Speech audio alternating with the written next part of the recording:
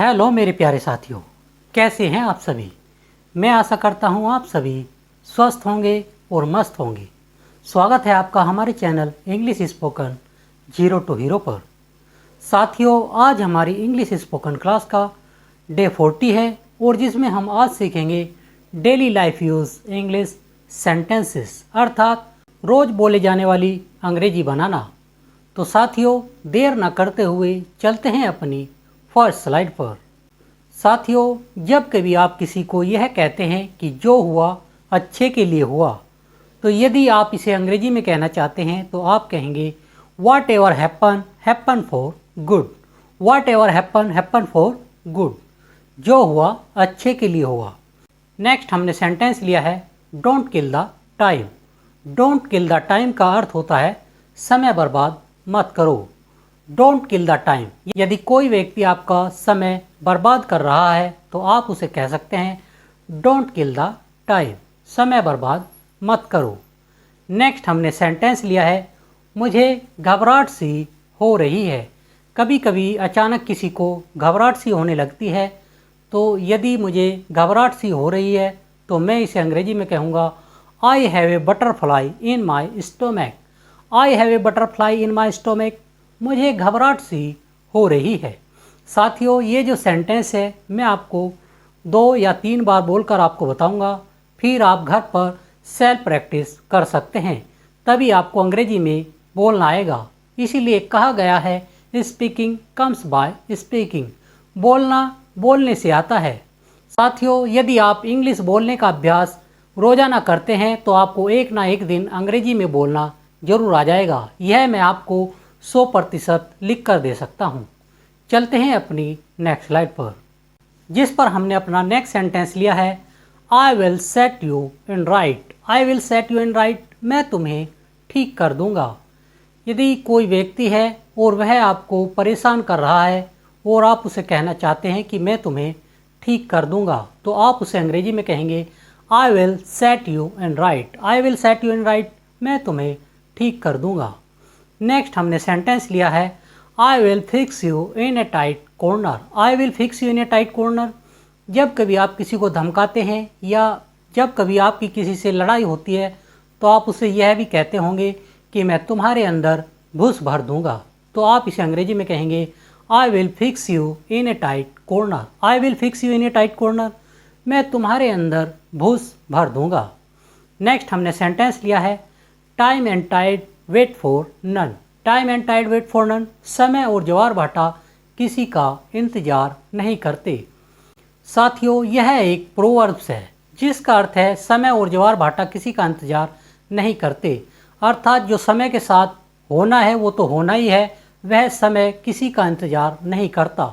तो हम इसे कह सकते हैं time and tide wait for none. Time and tide wait for none, समय और ज्वार भाटा किसी का इंतजार नहीं करते। चलते हैं अपनी नेक्स्ट स्लाइड पर। साथियों, यदि आपको हमारी आज की क्लास अच्छी लग रही हो तो आप हमें लाइक शेयर और कमेंट करना न भूलें, और जो साथी हमारी आज की क्लास में नए हैं वह साथी हमारे चैनल को सब्सक्राइब करना न भूलें, ताकि उनको हमारी आने वाली क्लास की नोटिफिकेशन समय पर मिलती रहे। तो इस स्लाइड पर हमने नेक्स्ट सेंटेंस लिया है he is unable to listen. यदि कोई व्यक्ति बहरा है तो हम उसे यह कह सकते हैं कि उसे सुनाई नहीं देता, और हम इसे अंग्रेजी में कहेंगे he is unable to listen. He is unable to listen, उसे सुनाई नहीं देता या फिर वह सुनने योग्य नहीं है। यदि कोई व्यक्ति लंगड़ा है तो उसे हम कह सकते हैं he is unable to walk. He is unable to walk, वह चल नहीं सकता, अर्थात वह चलने योग्य नहीं है। और यदि कोई व्यक्ति अंधा है तो उसे दिखाई नहीं देता, तो हम इसे अंग्रेजी में कहेंगे he is unable to see. He is unable to see, उसे दिखाई नहीं देता, अर्थात वह व्यक्ति अंधा है। या फिर हम कह सकते हैं कि वह व्यक्ति देखने लायक नहीं है।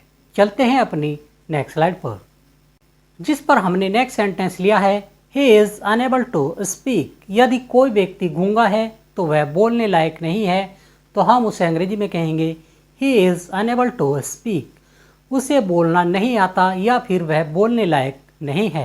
He is unable to speak.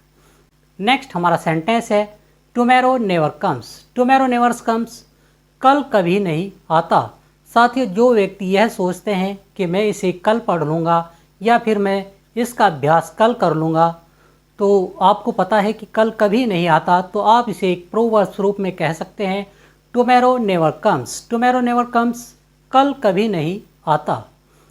Next हमारा सेंटेंस है सेंड हिम इन क्यू, उसे लाइन में भेजो। यदि कोई व्यक्ति लाइन से नहीं आ रहा है और हम कहना चाहते हैं कि उसे लाइन में भेजो, तो हम उसे कह सकते हैं send him in Q, send him in Q, उसे लाइन में भेजो। चलते हैं अपनी नेक्स्ट स्लाइड पर।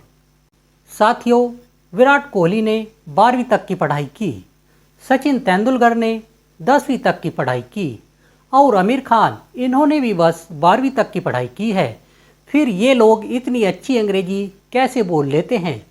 देखो, अंग्रेजी बोलने के लिए हमें न तो कोई महंगा कोर्स करने की ज़रूरत है और न ही कोई डिग्री। दोस्तों, अंग्रेजी हमें सिर्फ बातचीत के लिए ही तो सीखनी है, कौन सा हमें कोई इंग्लिश की किताब लिखनी है। देखिए, कुछ सिंपल ट्रिक्स होते हैं जिन्हें आप यदि एक बार सीख लें तो आप महीने भर में ही फ्लुएंट इंग्लिश बोलने लगेंगे। साथियों, हमने अपने इंग्लिश स्पोकन कोर्स में 30-32 टॉपिक आपको डे बाय डे कराए हैं, जिन्हें आप यदि एक बार डे बाय डे देख लेते हैं तो आप महीने भर में ही फ्लुएंट इंग्लिश बोलना सीख जाएंगे। तो इस स्लाइड पर हमारा नेक्स्ट सेंटेंस है sooner or later will come our time, sooner or later will come our time, कभी न कभी तो हमारा समय आएगा। साथियों, सूनर और लेटर का अर्थ होता है कभी न कभी तो, sooner or later will come our time, कभी न कभी तो हमारा समय आएगा। यदि हम यह कहना चाहते हैं कभी न कभी तो हम दिल्ली जाएंगे, यदि कोई व्यक्ति साउथ इंडियन है या बहुत दूर रहता है और उसे दिल्ली देखने की इच्छा है, तो वह कह सकता है कि कभी न कभी तो हम दिल्ली जाएंगे। तो हम इसे अंग्रेजी में कहेंगे sooner or later we will go to Delhi, sooner or later we will go to Delhi, कभी न कभी तो हम दिल्ली जाएंगे। नेक्स्ट हमारा सेंटेंस है जल्दबाजी मत करो। साथियों, कोई ना कोई व्यक्ति ऐसा होता है जो हमेशा जल्दबाजी करता रहता है, तो हम उसे कह सकते हैं जल्दबाजी मत करो। हम इसे अंग्रेजी में कहेंगे don't make a haste, don't make a haste, जल्दबाजी मत करो, डोंट मेक ए हस्ट, जल्दबाजी मत करो। चलते हैं अपनी नेक्स्ट स्लाइड पर। साथियों, हम सभी जानते हैं कि जल्दी का काम शैतान का होता है। यदि आप किसी काम को जल्दबाजी में करते हैं तो वह काम जरूरी नहीं कि ठीक हो जाए, वह काम गलत ही होगा। इसलिए कहा गया है जल्दी का काम शैतान का होता है, और आप इसे अंग्रेजी में कहेंगे haste make waste, haste make waste, जल्दी का काम शैतान का होता है। नेक्स्ट हमने सेंटेंस लिया है डोंट साय, डोंट साय का अर्थ होता है शर्माओ मत। यदि कोई व्यक्ति लिखने में शर्माता है तो हम उसे कह सकते हैं he is writing Sai, writing Sai का अर्थ होता है लिखने में शर्माना। यदि कोई व्यक्ति काम करने में शर्माता है तो हम उसे कह सकते हैं वर्किंग साय, वर्किंग साय अर्थात काम करने में शर्माना। तो साथियों, मैं आशा करता हूँ हमारे द्वारा बताया गया daily life use English sentences का टॉपिक आपको अच्छा लगा होगा, और यदि आपको अच्छा लगा हो तो आप हमें लाइक, शेयर और कमेंट करना न भूलें। और यदि आपकी हमारी आज की क्लास से संबंधित कोई क्वेरी या कोई डाउट हो तो आप हमें हमारे कमेंट सेक्शन में लिखना न भूलें, हम उसका रिप्लाई करने का जल्द से जल्द प्रयास करेंगे। तो साथियों, मिलते हैं अपनी एक और नई क्लास में, तब तक के लिए थैंक यू, धन्यवाद।